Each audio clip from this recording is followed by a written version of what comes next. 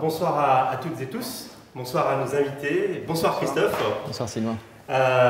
Troisième rencontre autour de ce cycle Dataïa de INC Insight, Christophe. Troisième rendez-vous effectivement, après deux rendez-vous consacrés à la performance pour les métiers grâce aux données et à la plateforme data. Et aujourd'hui, on va parler de gouvernance des données. Et pour cela, on a plusieurs témoins. On a déjà deux grands témoins, deux DSI. Jean-Jacques Fradet de Gras Savoye et puis Véronique Sinclair, ancienne DSI d'Edenred. Et on aura également Isaac Loup pour nous parler de Malakoff Humanis, pour nous parler de gouvernance et de qualité des données dans l'assurance. Alors, la fin d'un cycle, le début d'un programme assez riche autour de la data et l'IA tout au long de l'année avec INC. Presque une petite émotion ce soir, c'est la dernière des trois qui ont enchaîné. Tu vas pouvoir te reposer un petit peu. Alors c'est la dernière, mais elle va être riche. Et puis même si on va parler de gouvernance, alors voilà, restez connectés, ne soyez pas découragés par cette thématique. On va l'aborder de manière très concrète et opérationnelle avec nos différents témoins et nos experts. Et parmi nos experts, on aura donc Dataiku, nous aurons Open Value et Delphix. Et on traitera cette gouvernance de différentes manières. On parlera à la fois de la gouvernance des données, de la qualité, mais on parlera également de gouvernance de l'IA et de sujets d'éthique et de confiance, qui est également des problématiques autour de l'IA. Alors, des invités très inspirantes et inspirants. Moi, je vais être là pour faire le lien avec vous, donc n'hésitez pas à poser vos questions. Je les effectivement relayerai sur le plateau à nos invités.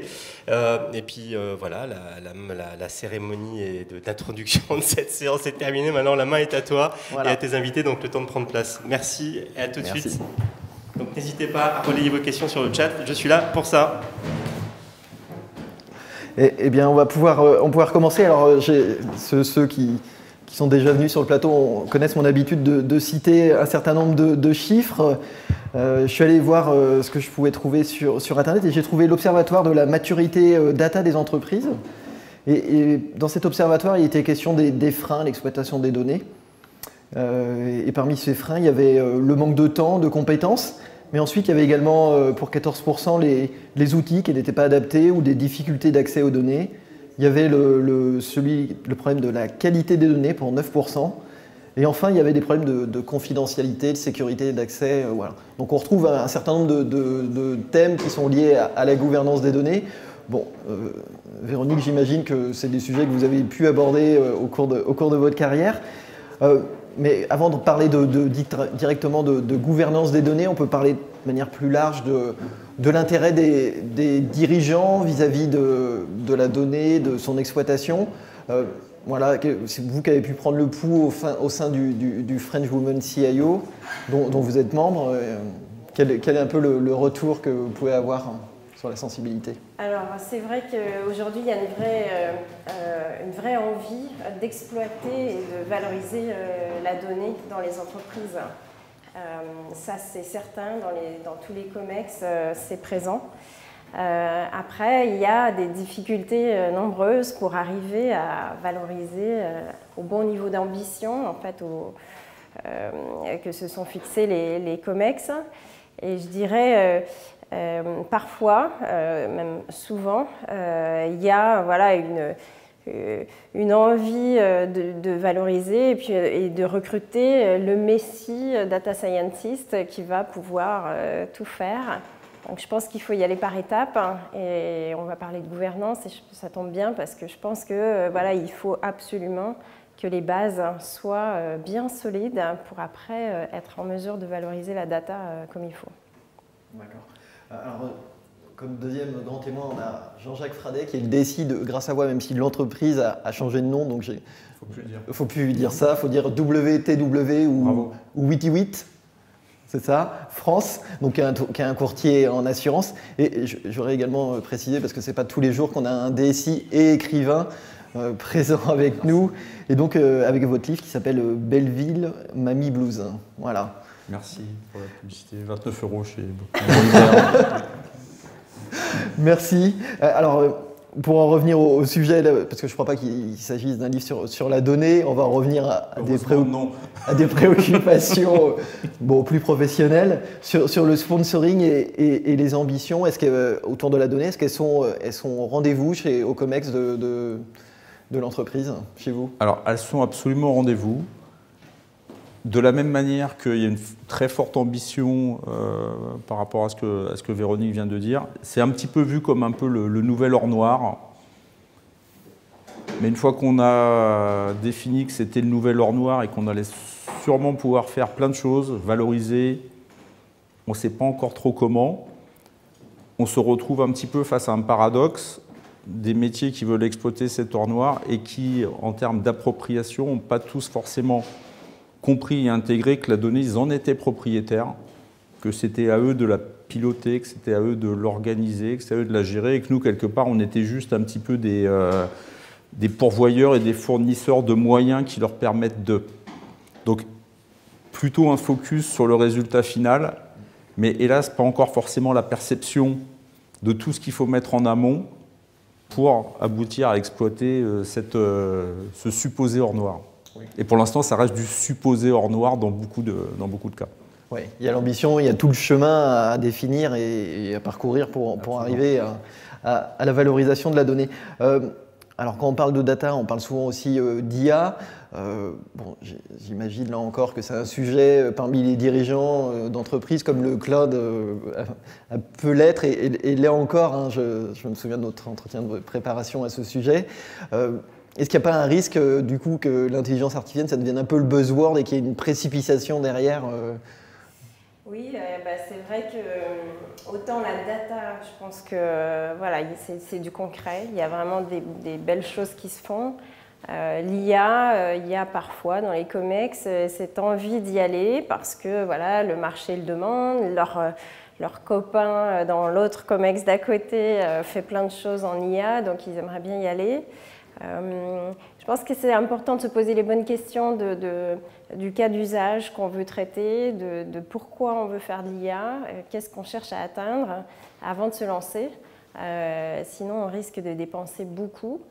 Donc après, évidemment, il faut dépenser un peu pour tester et puis y travailler. Et ça, c'est urgent de le faire. Mais par contre, avant de dépenser les grandes sommes, faut bien réfléchir. Sinon, on se retrouve avec voilà, des prototypes qui ne créent pas de la valeur. Jean-Jacques, vous avez déjà mis en place un projet autour de la donnée où vous exploitez, il me semble, pour tout ce qui est absentéisme. Est-ce qu'il y a un peu une manière d'aborder ce type de projet, en tout cas des pièges à éviter pour éviter d'aller dans le mur comme Véronique je pourrais passer 2 heures à vous décrire les pièges, parce qu'on en a expérimenté pas mal. Après, d'un autre côté, on est aussi dans des démarches expérimentales.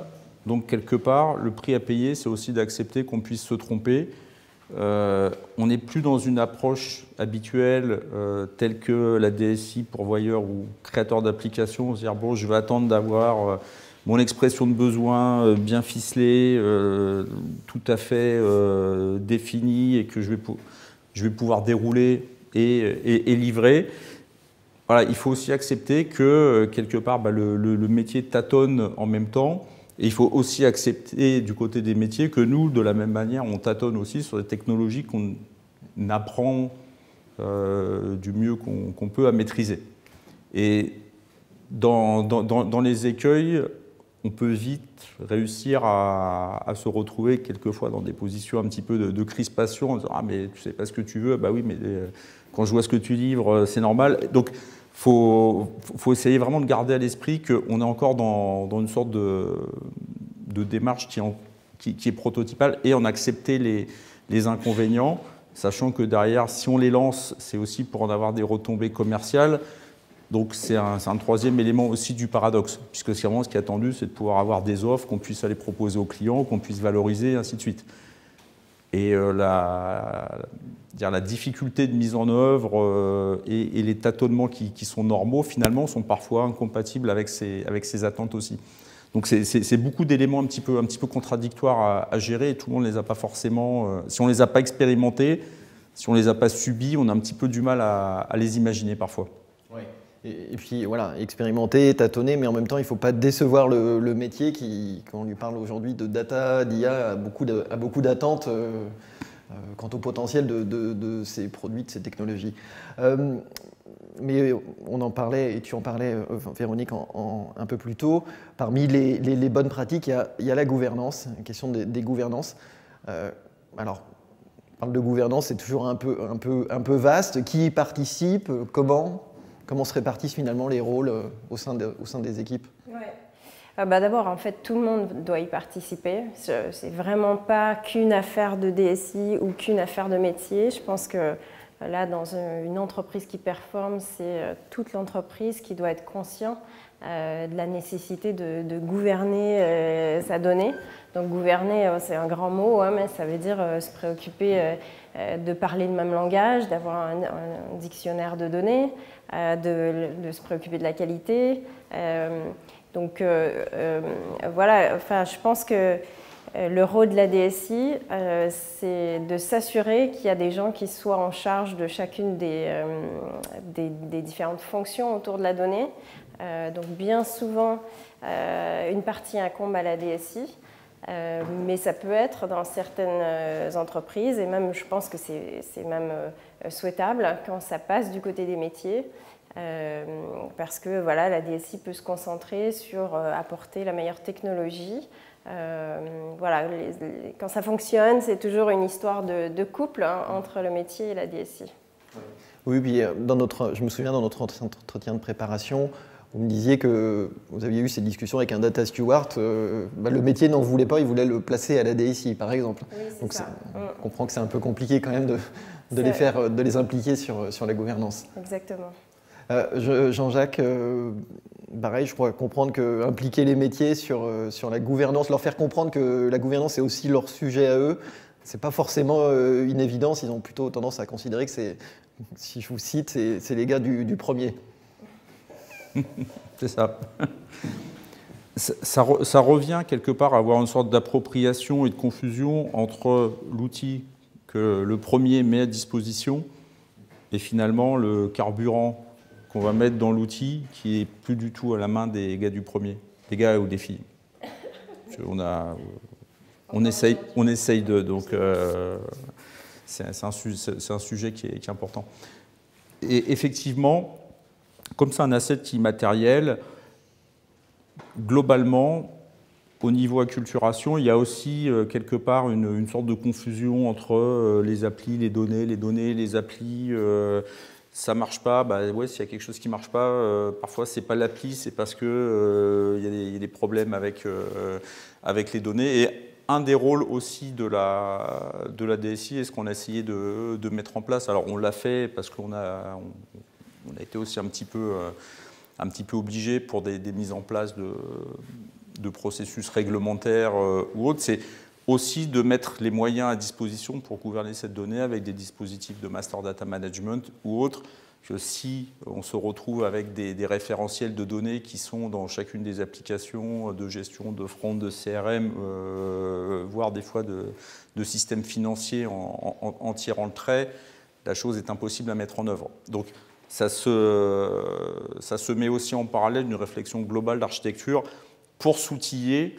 Avant de vouloir faire de l'IA et des choses absolument géniales, il faut déjà mettre en place la boîte à tiroirs où on va pouvoir ranger les bonnes données de manière unique, où on va avoir la capacité de les dédoublonner ou pas, de pouvoir définir un certain nombre de règles de gestion. Et cette chose-là se construit de manière progressive et parallèle. Donc, c'est aussi un certain nombre de prérequis qu'il est nécessaire de mettre en place et on va dire la synchronisation entre les différentes briques n'est pas forcément toujours évidente à mettre en place. Véronique, vous disiez la gouvernance, c'est l'affaire de tous dans l'entreprise. Bon, dans la gouvernance, il y a l'enjeu de la qualité des données. C'est de la même façon, pour avancer sur la qualité des données, c'est les métiers qu'il faut embarquer. Oui, complètement. C'est aussi l'affaire de tous, parce que, comme on vient de le voir, c'est aussi l'affaire de la DSI de fournir des outils qui vont permettre de visualiser les données qui ne sont pas propres. Donc, ça va être la DSI qui va fournir les outils qui vont permettre de corriger facilement les données qui ne sont pas de qualité. Mais c'est de la responsabilité des métiers de prévoir des processus de captation de la donnée qui va éviter de ramener de la donnée de mauvaise qualité. Donc si c'est le CRM, comment on fait en sorte d'avoir des garde-fous qui permettent de ne pas rentrer n'importe quoi, d'aller piocher dans les bons référentiels.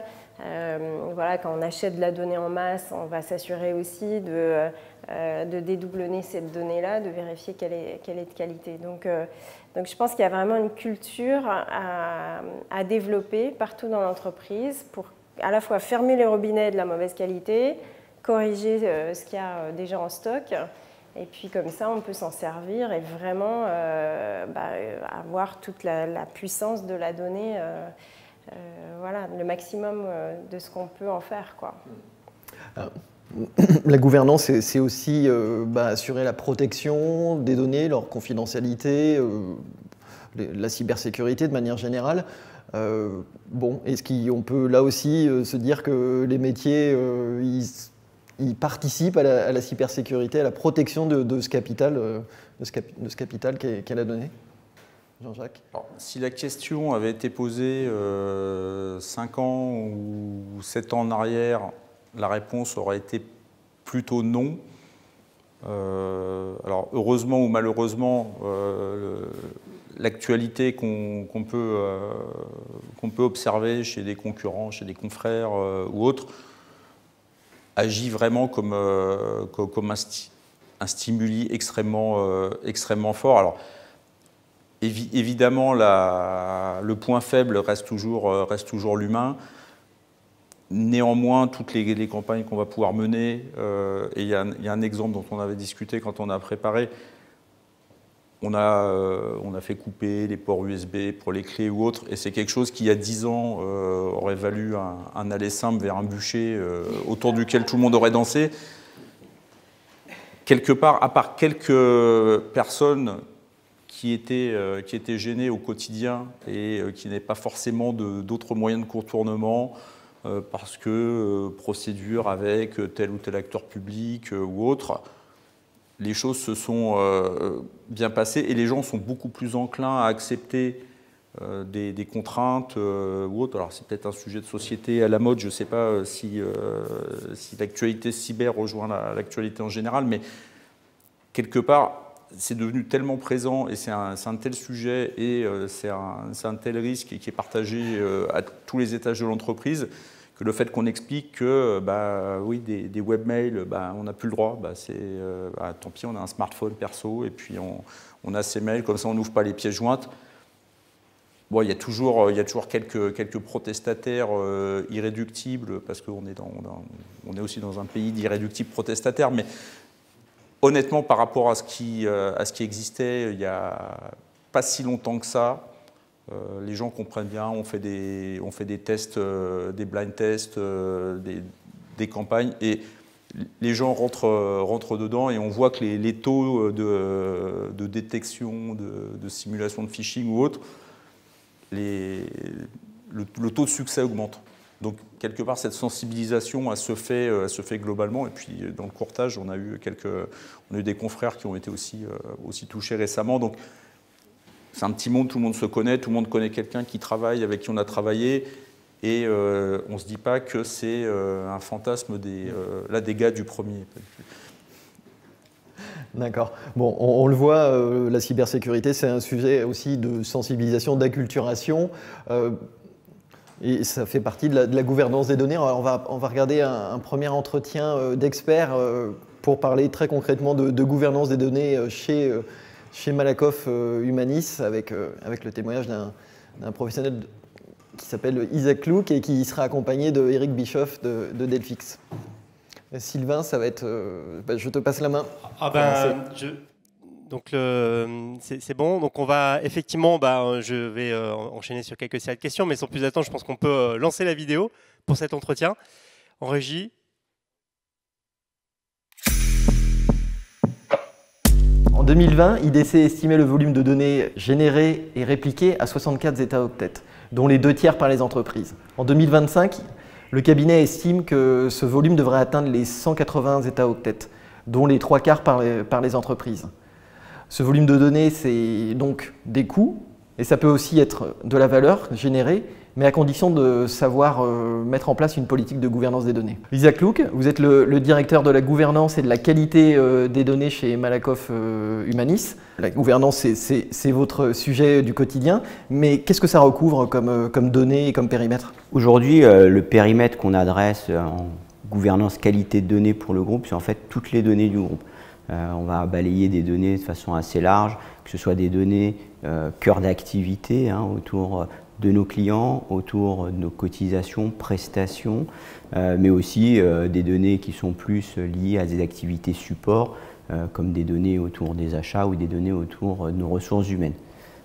Ces données, en fait, qui sont assez larges, on va bien sûr essayer de prioriser nos travaux et on a bien évidemment différents niveaux d'engagement en fonction de l'importance de ces données. On met au cœur de notre activité l'ensemble de nos données clients, bien sûr, qui sont extrêmement importantes pour l'ensemble des parties prenantes dans la maison. On va aussi beaucoup parler des données de cotisation et prestations, puisqu'on va travailler autour de ces données sur notre chiffre d'affaires, sur nos équilibres techniques. On fait de l'assurance, donc forcément, c'est des choses qui sont importantes. On va aussi, bien évidemment, se préoccuper des données un peu particulières que tout le monde connaît aujourd'hui, les données personnelles, les données de santé qu'on manipule beaucoup. Donc, on va forcément avoir un focus plus grand autour de ces types de données. C'est des données qu'on va retrouver très largement dans nos systèmes. Notre objectif, bien sûr, c'est être au plus près des systèmes cœur, que ce soit des systèmes CRM, des systèmes de gestion ou l'ensemble des grands lieux de stockage de la maison. Donc, ça va être des données stockées dans du décisionnel ou dans notre data lake data. Vous l'expliquez, la donnée c'est important, c'est cœur business. Donc l'enjeu de la qualité c'est également important pour un assureur comme vous. Comment vous pilotez cette qualité? La qualité de données, c'est un sujet qui est complexe, sur lequel on a travaillé depuis de nombreuses années maintenant, donc à peu près 4 ans. La qualité de données, en fait, on va l'aborder sous 3 grands axes. Un premier axe qui est autour des référentiels de données. Référentiels de données, c'est important parce que c'est des données très partagées, des données qui sont communes à plein d'activités et chacun est à la recherche d'un niveau de qualité optimal.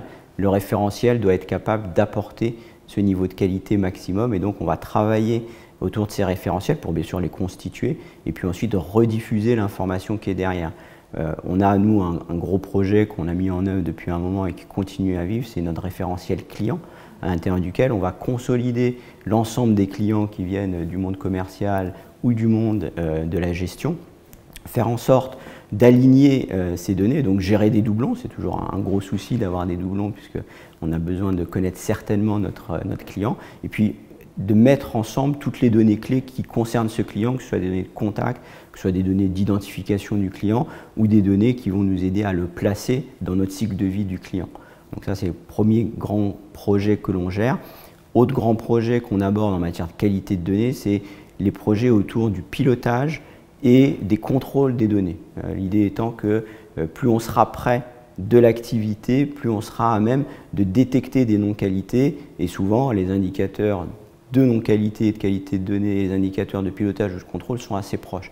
Donc l'idée, ce n'est pas de doublonner, ce n'est pas d'être hors sol, mais plutôt de définir des indicateurs qui vont être communs, qui vont servir au métier et qui vont aussi servir à la qualité pour ensuite être capable de traiter les non-qualités et traiter les non-qualités au travers d'un troisième axe qui va être des actions et des processus qui doivent soit venir améliorer la donnée à la source, il y a des choses très simples dans un système front, c'est mettre des données obligatoires, harmoniser les listes déroulantes, faire en sorte que les données ne soient pas chargées n'importe comment. Donc là, on va plutôt parler de flux de données.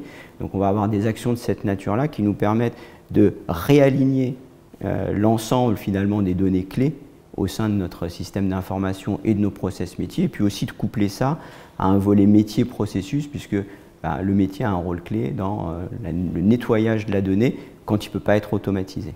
Eric Bischoff, vous êtes le directeur commercial de Delphix. Comment un éditeur comme le vôtre peut aider les organisations sur cette partie de la gouvernance? Peut-être qu'il faut redéfinir le périmètre de gouvernance que vous couvrez. Clairement. Alors, juste pour faire une petite aparté, Delphix, effectivement, c'est un éditeur de logiciels américain où en fait on met en place ce qu'on appelle une plateforme de données pour le DevOps. Et donc ça veut dire quoi? Ça veut dire que derrière les applications des entreprises, il y a de la donnée. Cette donnée-là, il faut la gérer, la traiter, la sécuriser et la protéger. Et donc aujourd'hui, DLFX va venir comme une sorte de guide de la donnée, un catalogue où on va pouvoir piocher les informations qui nous intéressent. Le principe, il est extrêmement simple, hein, c'est de dire on va faire des clones de données de systèmes de production pour justement alimenter, anonymiser éventuellement, parce qu'on parlait tout à l'heure, Isaac disait la qualité des données, mais aussi la sécurisation des données, la GDPR par exemple, c'est quelque chose d'important. Et donc de pouvoir sécuriser ces environnements-là, ces ensembles d'environnements pour le développement, le test, la recette, mais surtout donner de l'autonomie justement à ceux qui vont consommer de la donnée. Et ça, c'est extrêmement important. Et donc cette gouvernance-là, finalement, va apporter de la valeur, parce qu'on ne peut pas donner tout et n'importe quoi en fait, à des consommateurs. Ils doivent forcément récupérer de la valeur sur ces données-là et de pouvoir apporter une valeur business derrière. Ça, c'est extrêmement important. Et donc finalement, DLFX devient comme une sorte de tour de contrôle, qui va permettre justement d'aiguiller en fonction des besoins des use cases. On parle de use case DevOps, plateforme CI/CD par exemple, c'est intégré parfaitement dans le concept de développement agile. Mais aussi on parle de data AI par exemple, machine learning, comment délivrer de la donnée rapidement à ces consommateurs-là. Donc cette gouvernance peut être de bout en bout, on va dire, d'un système source à un système cible, tout en produisant, on va dire, l'ensemble et la pérennité, on va dire, des données sur l'ensemble de la chaîne. Et c'est ça que DLFX prône et aide certains clients, et des clients que l'on a aujourd'hui en France et partout dans le monde, justement dans cette gouvernance complète de la donnée. D'accord. On le comprend avec le témoignage d'Isaac, la gouvernance tient une place importante. Vous parlez vous-même de valeur. Bon, pour autant, le sujet de la gouvernance, c'est souvent un peu épouvantail pour les métiers. Alors, est-ce qu'il faut en déduire que valeur et gouvernance, c'est irréconciliable ou c'est possible au contraire de créer de la valeur? Ah oui, mais clairement, la gouvernance, on a besoin d'avoir de la gouvernance pour créer de la valeur, sinon on en va un peu partout et c'est assez compliqué de trouver les bons arguments derrière pour le métier. En fait, ce que l'on voit, c'est qu'aujourd'hui, la donnée, en fait, c'est un asset extrêmement important pour l'entreprise. Aujourd'hui, on parle d'or noir, on va dire, et sans cette donnée-là, qui soit vraiment anonymisée ou éventuellement de qualité, on peut perdre, on va dire, des notions de business, perdre, on va dire, des choses que l'on veut mettre en place sur l'ensemble de la chaîne. Et forcément, il y a une cohérence entre la gouvernance et la partie valeur business. Quand on parle de protection de données, quand on parle d'agilité, aujourd'hui, quand on voit beaucoup de nos clients, ou des clients même du monde entier, souvent ils se font attaque ransomware. S'il n'y a pas cette gouvernance et cette protection des données, c'est assez compliqué. Si on ne met pas en place ces mécanismes-là en amont pour les entreprises, effectivement, on perd un peu de cette souplesse et cette agilité. Donc, si on veut mettre en place une agilité sur les données, un self-service, un catalogue self-service, on va piocher de la donnée pour aller en retirer différents use cases et surtout une partie business, finalement, se donner de la valeur au business, c'est là en fait que la gouvernance a tout son intérêt. Et avoir une plateforme de données, un hub de données qui va permettre justement de réduire toute cette approche en termes de sécurité, donne de l'agilité et de la valeur au côté business. Donc au final, on parle souvent de DevOps, on parle aussi éventuellement de FinOps, de ITOps. Tout ça finalement vient se positionner en même temps et pour distribuer rapidement et en agile la partie data. Isaac, on imagine que vous êtes convaincu vous-même de la valeur qu'apporte la gouvernance, mais vous avez besoin aussi que les métiers s'impliquent. Comment on fait pour les convaincre et les embarquer dans une stratégie de gouvernance de la donnée? Notre approche sur l'embarquement des métiers dans notre stratégie de gouvernance, ça a été de mixer une approche projet, on a beaucoup parlé de projet, et une approche socle de gouvernance, donc rôle, responsabilité, qui fait quoi, avec un partage des rôles entre de la data, mais beaucoup du métier de la DSI pour y arriver. Donc notre volonté, ça a été de lancer des projets importants, qui doivent permettre de mieux structurer, mieux piloter nos données. Et dès lors qu'on a lancé ces projets, on a inclus à l'intérieur les volets de gouvernance qui nous permettent de donner un rôle actif aux métiers, qui nous permettent de faire monter en compétence les métiers à l'intérieur finalement de cette coquille de projet pour leur donner l'ensemble des connaissances, compétences qui vont leur servir ensuite au quotidien dans la mise en œuvre finalement de cette donnée dans leur processus de façon à leur permettre d'être à l'aise d'être autonomes et puis de tirer parti de ces données dans leurs activités. Eric, c'est vrai quand on pense aux données, on pense souvent aux données d'activité, l'activité commerciale, la relation client, et donc aux utilisateurs métiers de ces fonctions. Chez Delphix, la gouvernance, vous la pensez aussi développeurs. Pourquoi ils sont importants en termes de gouvernance et est-ce qu'ils ont des besoins spécifiques? Alors oui, c'est vrai que la gouvernance peut s'ouvrir à n'importe quel type d'usage et finalement, ça reste au cœur du système d'information des entreprises. Donc aujourd'hui, les équipes de développement que l'on rencontre régulièrement dans notre activité commerciale, c'est de recentrer finalement le développeur ou le testeur de l'application. Eux sont très fortement demandeurs de données, voire souvent à la demande, rapidement, de pouvoir avoir le contrôle sur leurs données. Donc typiquement, voilà, je fais mon test sur mon application, je me suis trompé sur mon test, je dois revenir en arrière, comment je peux faire? Souvent, on demande entre guillemets, aux opérateurs, à l'IT, qui maîtrisent finalement ce flux de données, de les déverser quelque part.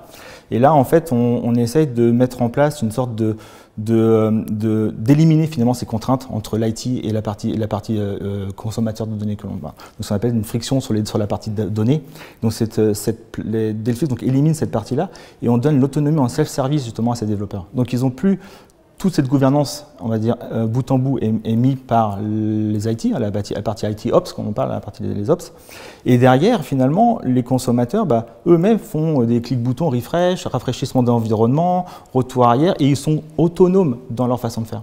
Et c'est ça que l'on voit de plus en plus, c'est être agile, être rapide, déployer plus de fonctionnalités sur les applications, qu'on parle aussi la concurrence, quand les entreprises finalement, quand on parle de banques, d'assurances, etc., elles sont aussi en concurrence les unes par rapport aux autres, qui va sortir la meilleure application. On est à un clic sur notre téléphone à changer d'assurance ou de banque. Donc tout ça, si on n'arrive pas à containeriser, à garder ses clients, à apporter de la valeur, ça peut, je dirais, le time to market finalement peut être réduit.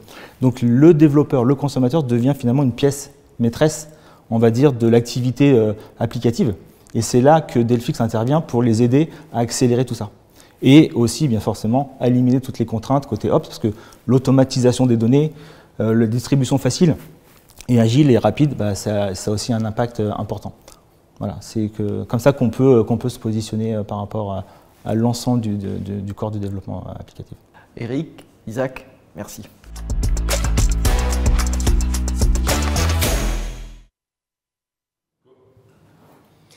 Merci, effectivement, Eric et Isaac, pour ces éclairages, ce témoignage. Isaac, si on peut revenir sur ces sujets de la gouvernance, est-ce que vous pouvez nous donner quelques exemples complémentaires de cette valeur générée par la gouvernance pour vos métiers? Oui, je parlais de projets dans l'enregistrement juste avant. On lance des projets, c'est des projets en fait qui sont des use case data, pilotage, contrôle des données pour les métiers. Et donc, on vient moderniser tout le pilotage des métiers grâce à ces projets. Donc, qu'est-ce que fait la gouvernance? Elle va aider à structurer le besoin.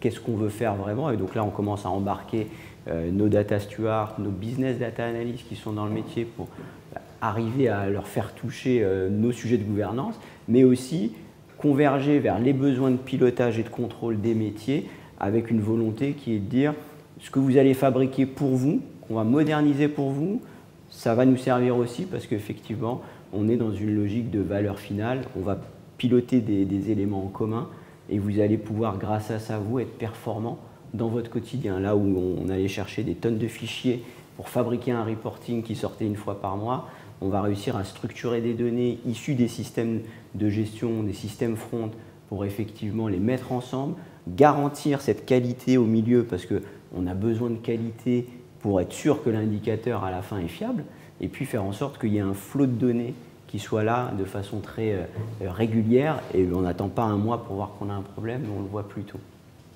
Merci Isaac. Eric, si on prend le secteur de l'assurance et de la banque justement, quelle valeur vous pouvez apporter sur ce sujet de la gouvernance à ces secteurs? Écoutez, en fait, je vais prendre un exemple en fait, d'un client français, une banque française, avec qui on travaille depuis 5 ans, ils nous font confiance depuis 5 ans. L'objectif, c'était de fournir, on va dire, des environnements prêts à l'emploi pour leur développement, leurs tests applicatifs. Aujourd'hui, ils gèrent à peu près 400 applications dans cette banque et ils ont créé ce qu'on appelle une plateforme de data agilité. Et dans cette plateforme-là, ils mettent on va dire en avant les consommateurs. Et les consommateurs, je parle de développeurs, de testeurs, de QA, etc. Et dans cette approche-là, c'est de fournir une sorte de marketplace où le développeur, finalement, va, en cliquant sur 2-3 boutons, va fournir en fait, un environnement complet afin qu'il puisse développer et tester sa propre applicatif.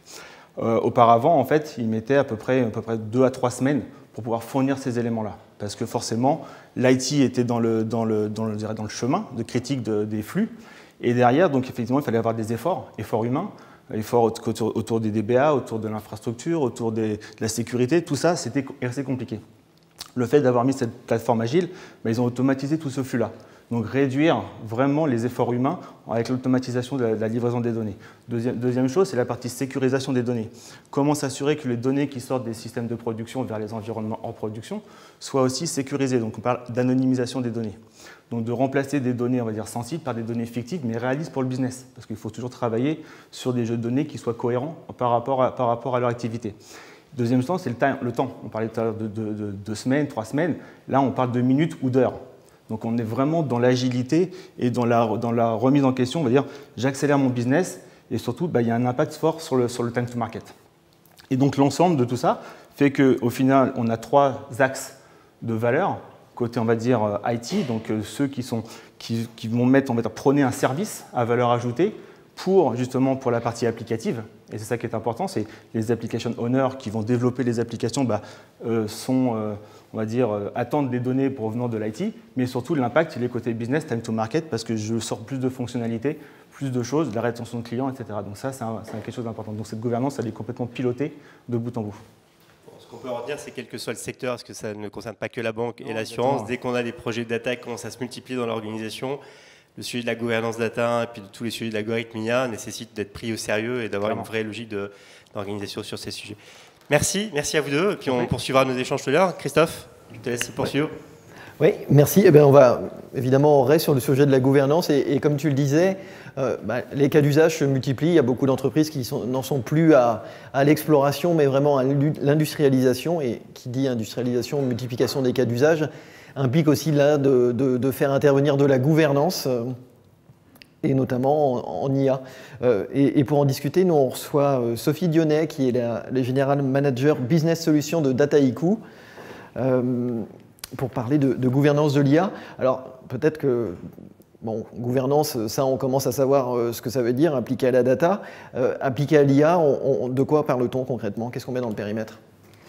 Alors on parle de choses qui finalement sont très similaires avec tout ce dont on a parlé, et puis quelque part c'est intéressant que je passe un peu après tout le monde, puisque s'il n'y a pas une bonne gouvernance de la data, il ne peut pas y avoir de bonne IA.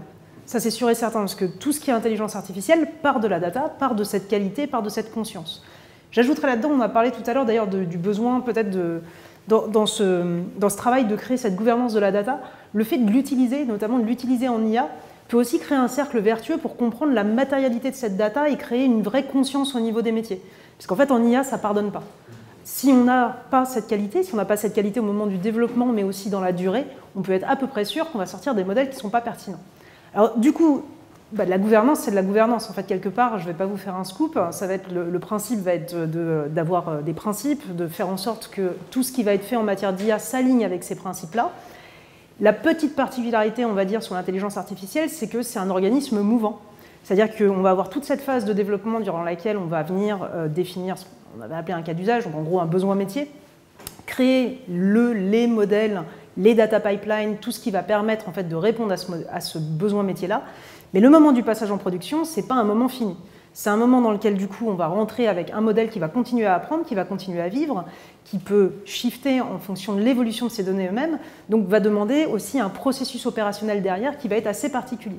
Donc, de ce point de vue-là, la gouvernance, elle est à la fois exactement la même de tout ce dont on a parlé. On a besoin des métiers, on a besoin d'avoir des experts de l'IT, on a besoin d'avoir des experts de la data, on a besoin d'avoir des experts de l'analytics ou de la data science, on a aussi besoin d'avoir des experts de la compliance, on pourra probablement en parler.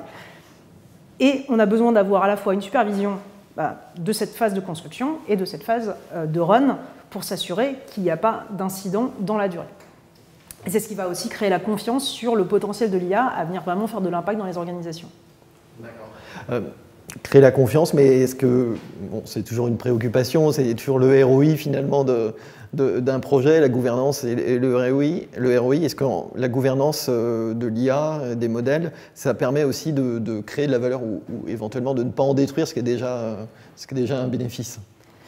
Vous avez raison, il y a ce premier point qui est de ne pas en détruire. En fait, on a vu aujourd'hui, l'IA a un effet d'appel très alléchant pour toutes les organisations. Tous les cabinets de conseil sortent des ROI qui sont particulièrement appétissants. Et puis, on voit aussi des failles. On voit des failles parce qu'on va avoir eu pas mal de scandales, notamment partis des États-Unis, sur lesquels, comme il y a un petit peu moins de réglementation, il y a eu aussi peut-être un peu plus d'essais non maîtrisés autour de sujets de l'IA. On voit du coup un petit peu d'inquiétude qui peut venir du public au fur et à mesure où les usages de l'IA deviennent beaucoup plus communs. Et donc, à partir du moment où ils deviennent communs, ça devient important de les maîtriser. Et puis, par ailleurs, moi je rajouterais là-dessus qu'en fait, on a un vrai besoin de sortir de cette zone d'expérimentation de l'IA pour la mettre dans le tangible. Alors, pour la mettre dans le tangible, ça veut dire probablement se dire finalement, aujourd'hui, l'IA, ce n'est qu'une technique comme une autre.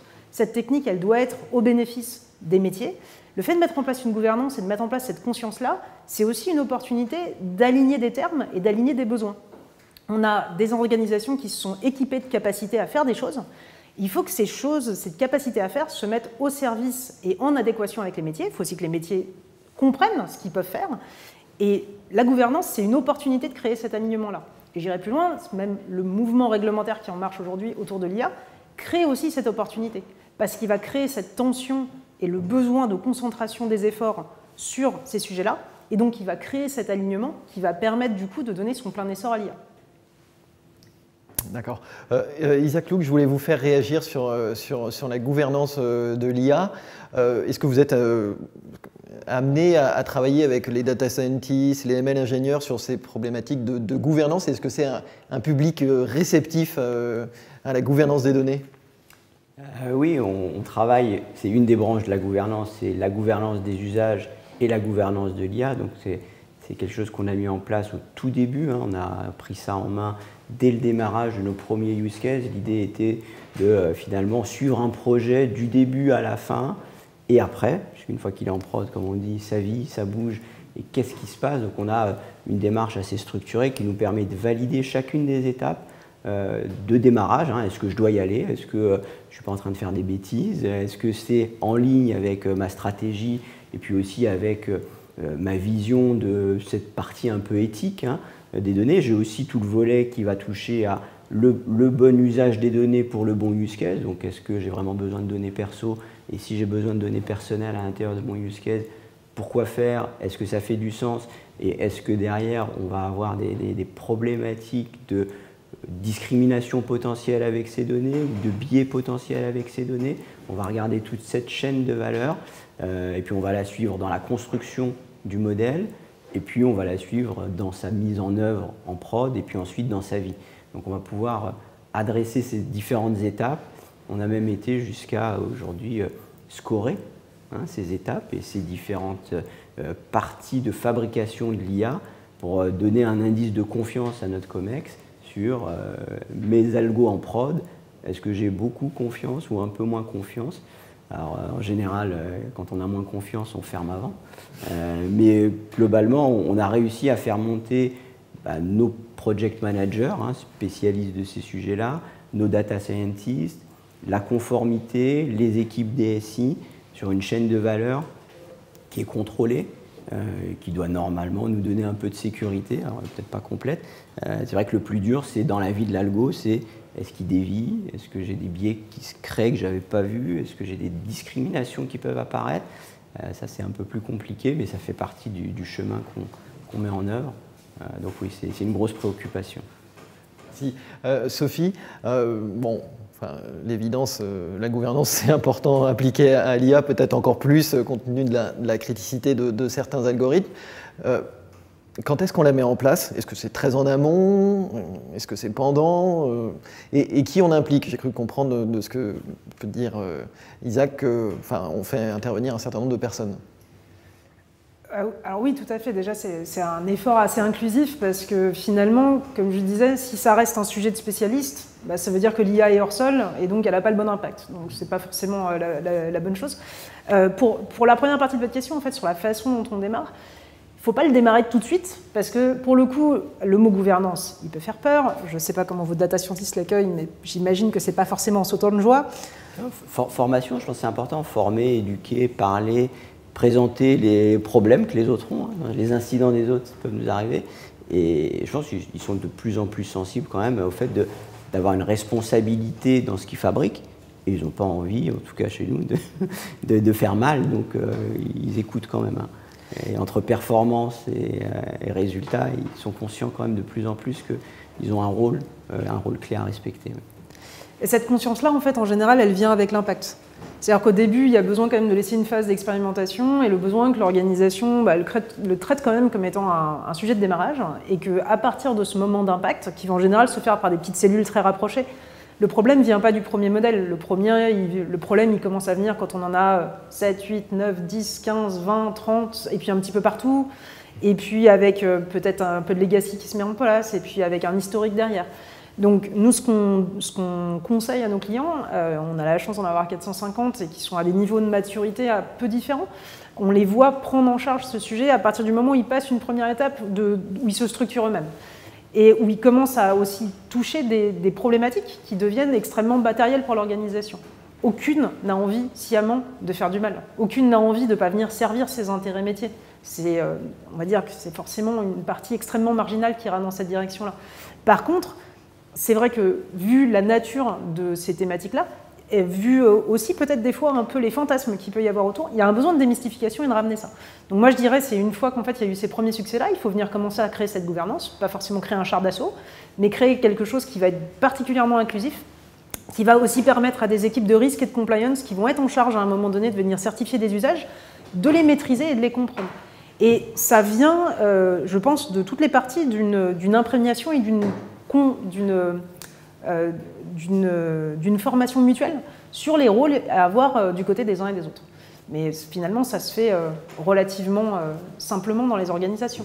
Rendre l'éthique, faire que ça soit dans les outils, que ça soit opérationnel et outillé, ça doit, je pense, contribuer aussi à rendre les choses plus concrètes et opérationnelles. Est-ce que c'est possible d'outiller cette partie éthique?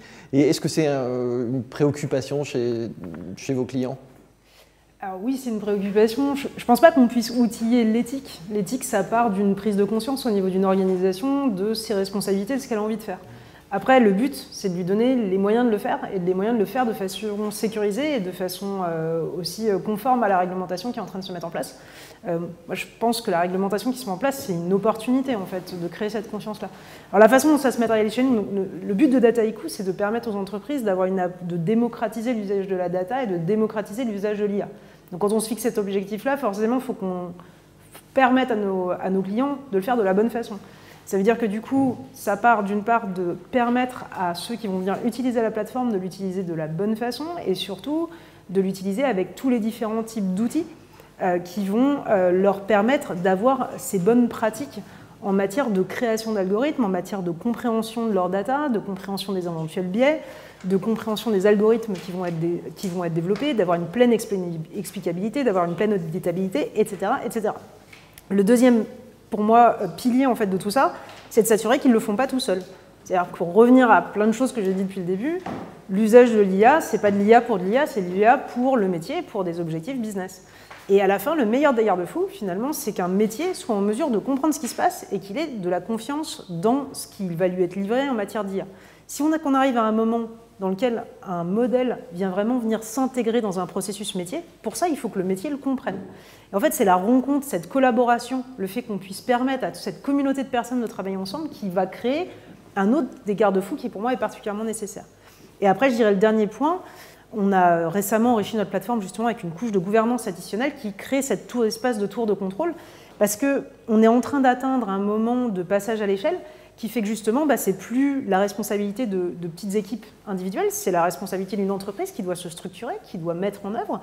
Et donc pour ça, il faut qu'il y ait des principes qui viennent s'enforcer. Alors ça ne va pas forcément être toujours les mêmes, toute l'IA n'a pas la même matérialité. il n'y a pas les mêmes enjeux à chaque fois. Qui me le disait très bien avant, le deep learning, c'est pas la même chose que d'aller faire un random forest. Et ben, tout ça, du coup, ça veut dire que à toutes les étapes du projet, de sa conception jusqu'à sa mise en œuvre, il faut qu'il y ait les bons outils pour pouvoir faire cette mise en œuvre. Voilà pour répondre à votre question. Isaac, une question qui vous est destinée. Peut-on imaginer que votre rôle puisse être étendu à celui de responsable gouvernance, qualité et éthique, un poste où des règles, enfin un poste déjà où des règles sont-elles déjà définies au sein de votre organisation là-dessus? On peut l'imaginer aujourd'hui, en tout cas on travaille le sujet puisque comme vous avez vu, on est sur ces sujets de gouvernance de l'IA. Les sujets d'éthique, c'est encore un sujet encore un peu plus pointu. Je pense qu'on n'a pas évoqué la place de l'humain, hein, qui est important dans tout ce qu'on fabrique. Il faut garder ça aussi à l'esprit dans ce qu'on va mettre en œuvre. Il y a aussi quand même les sujets de discrimination qui sont un peu complexes hein, à suivre et à piloter, qu'il va falloir intégrer. La gouvernance peut aider, hein, et notre rôle, c'est aider à mieux comprendre les risques, les enjeux qu'il va y avoir autour.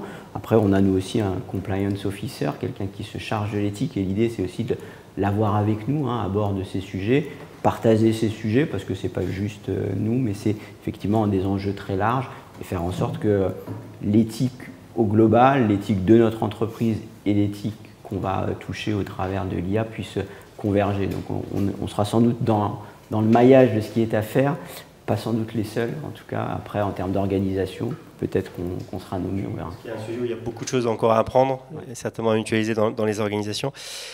Sophie, l'éthique et son opérationnalisation peut être pilotée ou outillée aujourd'hui.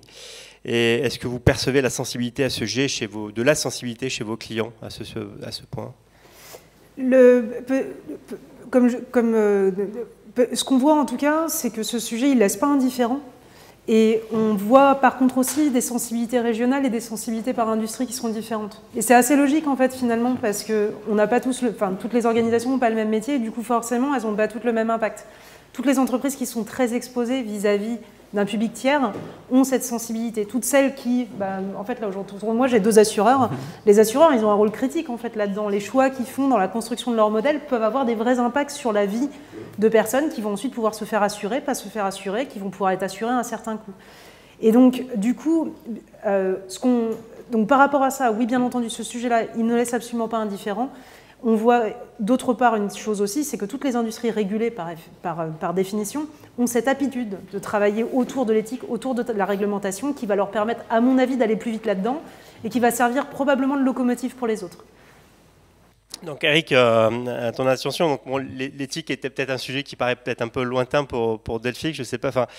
En tout cas, il y a un autre aspect qui paraît vous impacter, c'est la sobriété numérique et l'impact environnemental de ces sujets-là. Comment le sujet est pris en compte aujourd'hui? Alors oui, effectivement, la durabilité, on va dire, est un impact fort chez nous. En fait, c'est un peu notre ADN dans notre plateforme. En fait, je vais prendre un exemple qui est assez concret. Aujourd'hui, on a un impact sur direct et indirect. Direct, on va dire, sur l'IT, sur l'infrastructure de la mise à disposition des données. Cet exemple-là, en fait, c'est un client qui est dans la mobilité. En fait, ils ont une application qui permet de faire le calcul sur la supply chain pour fournir, on va dire, des magasins. Et finalement, ces statistiques-là ont donné de mauvais résultats à la supply chain. Donc, ont donné aussi des mauvais résultats sur la partie transport. Donc, ce qui s'est passé avec notre plateforme, en fait, ils ont pu déjà rectifier le tir en revenant en fait, à zéro en fait, pour recommencer ces parties statistiques. Et surtout avec des gros volumes de données, en sachant que la plateforme aujourd'hui, Delphix, permet de compresser à peu près à 90% la partie donnée. Donc on va aussi réduire l'impact d'infrastructures de stockage sur ces environnements-là. Mais indirectement, de pouvoir recalculer les statistiques, vraiment économiser la partie camion. Donc camion, en fait, les statistiques donnaient, on va dire, à peu près une dizaine de camions pour transporter ces marchandises. Et avec le recalcul des statistiques, donner 2 camions. Donc l'impact, on va dire, empreinte carbone aussi était importante. Et surtout ce KPI-là, c'est quelque chose de mesuré, on va dire, dans les entreprises, mais dans cette entreprise en plus particulièrement. Christophe, bravo, merci à nos invités. Alors, ce petit mot de conclusion. Oui, alors effectivement, c'est un cycle qui se termine, troisième conférence Data Insight sur les données. Bon, pour autant, on ne va pas s'arrêter de traiter le sujet des données sur le reste de l'année. On prépare notamment un rendez-vous régulier pour toujours développer cette thématique, alors que ça soit diffusé en streaming, en vidéo ou en vrai. On nous tarde de vous retrouver tous d'ailleurs au sein de la rédaction. Oui, et puis nous avons notre communauté data qu'on est en train de développer, dont c'est un gros sujet avec les praticiens de la donnée. Et puis, il me semble qu'il y a d'autres insights, d'autres sujets que la donnée chez Alianty. À venir, le futur du travail, la sobriété numérique. Donc, évidemment, on vous donne les rendez-vous. Merci à toutes et tous de nous avoir suivis. Merci à nos invités encore une fois, on peut les applaudir. Et puis, le générique de fin arrive. En tout cas, bravo. Et bien sûr, applaudissons-les, applaudissons-nous. Bravo, c'était super. Merci. À bientôt. Merci. À bientôt.